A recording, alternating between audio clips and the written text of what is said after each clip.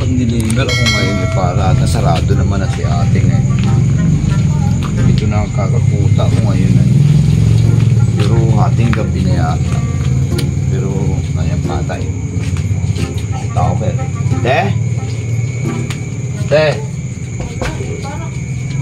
Ay, may... Parang ginagabi ka. Gandang gabi po. Meron po kayong parcel.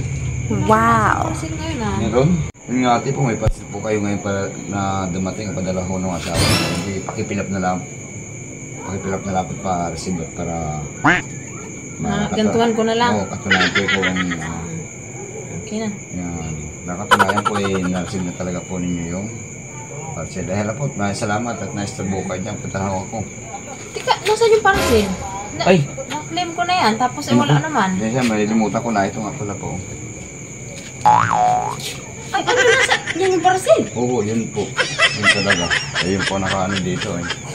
Ay, hala po. Mapunta na ako at gabi na po ay. Ito po yun oh. Yun yung dumating oh. Sabihin niyo kung nagabutig lang ako. Ayun oh. Ay, hindi sa akin yan. Kapangalan ko lang yan. Kapangalan ko lang eh. Ay, naku. Kapareho lang ang aming ano, ng bahay. Ay, saan ka po yun? Doon lang yung sa kabila ni Ray. Ay, naku. Eh, paano po ate yan? Ay, ano ko sa inyo yung parcel? Nagabasan, gabi na talaga deliver ay. Pasensya na po kayo. Hindi pala po sa inyo yan? Hindi yan. Ako nagtataka sa iyo, wala na ako naasahang ano, parcel.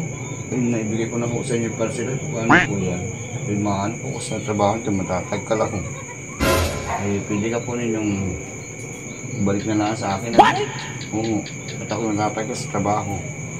Ay, baka po pwedeng...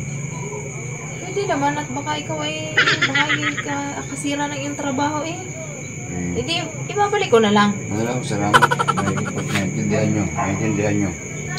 Nakatagal ko. Ayun, salamat po. Kapit naman na ako. Sira-sira Salamat po. Punta na po ako. Lalakad na.